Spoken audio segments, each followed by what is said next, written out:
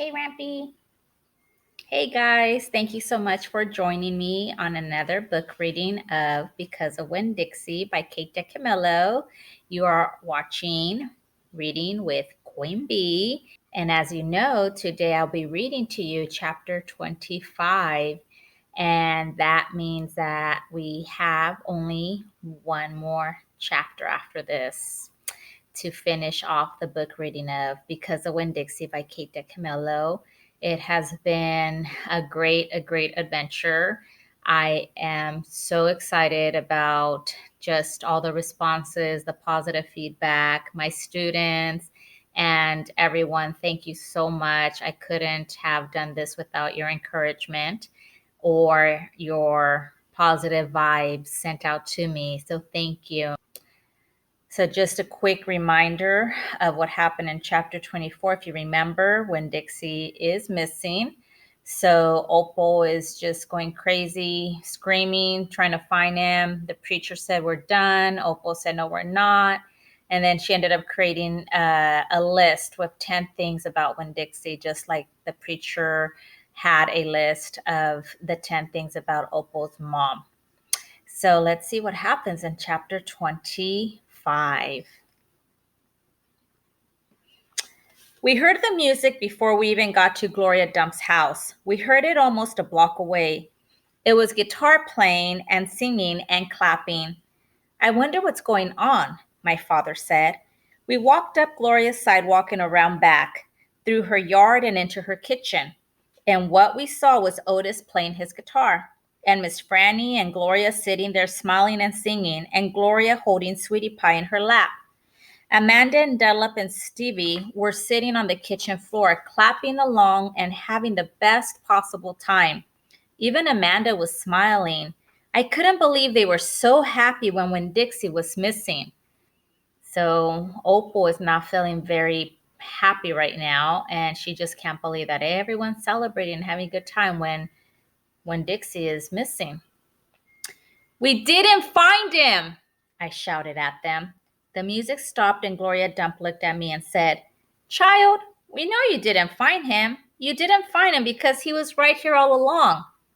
She shook her cane and poked at something under her chair. "Come on out of there," she said. There was a snuffle and a sigh. "He's asleep," she said. "He's plumb wore out." She poked around with her cane again, and Winn-Dixie stood up from underneath her chair and yawned. "Winn-Dixie!" I hollered. "Dog!" Gertrude squawked. Winn-Dixie wagged his tail and showed me all his teeth and sneezed. I went pushing past everybody. I dropped to the floor and wrapped my arms around him. "Where have you been?" I asked him. He yawned again. "How did you find him?" I asked. "Now there's a story," said Miss Franny. "Gloria, why don't you tell it?" "Well," said Gloria Dump, "we were all just sitting around waiting on you two.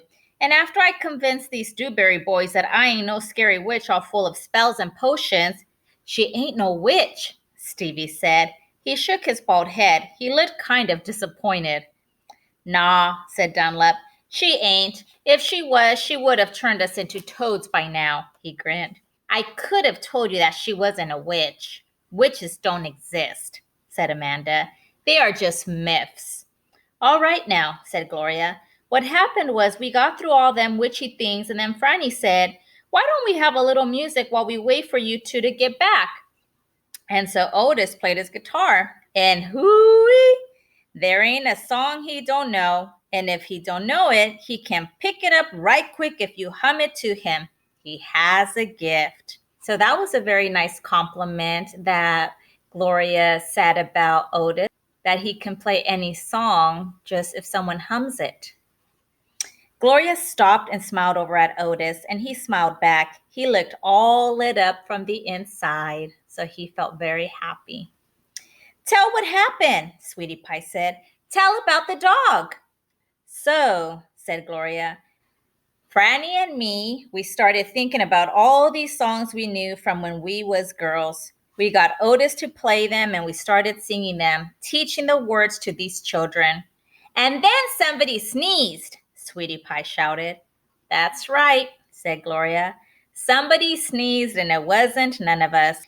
So we looked around wondering who did, thinking that maybe we got us a burglar in the house. We looked around and we didn't see nothing, so we started into singing again. And sure enough, there was another big achoo. Sounded like it was coming from my bedroom. So I sent Otis in there. I said, Otis, go on in there and see who is sneezing. So Otis went, and do you know what he found? I shook my head. Winn-Dixie, shouted Sweetie Pie. That dog of yours was all hid underneath my bed, squeezed under there like the world was about to end. But he was smiling like a fool every time he heard Otis play the guitar, smiling so hard he sneezed. My daddy laughed. It is true, Miss Franny said. It's the truth, said Stevie. Dunlap nodded and smiled right at me.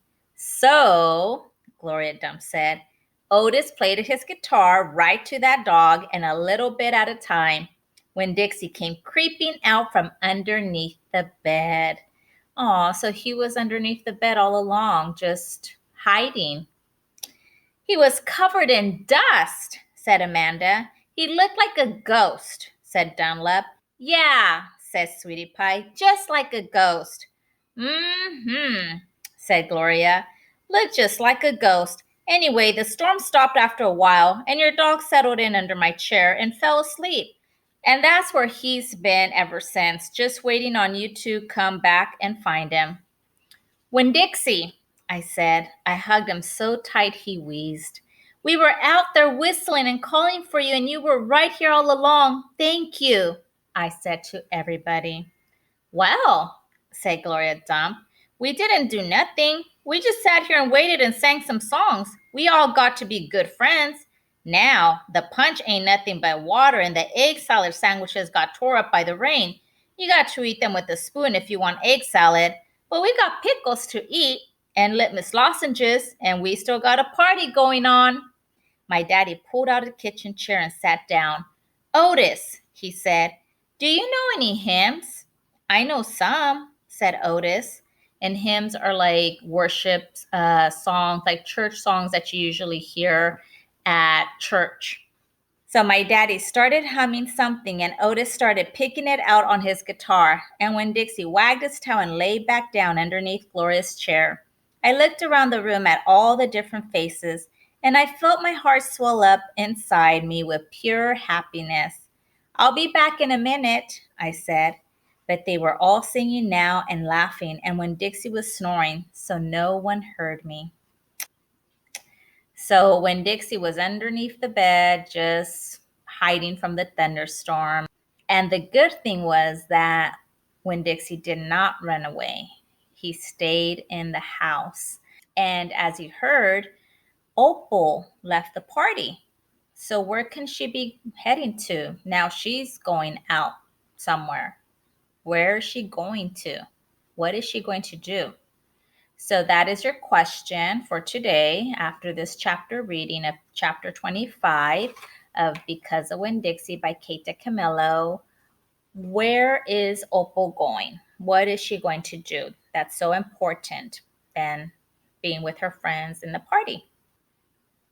And we only have one more chapter left of this story.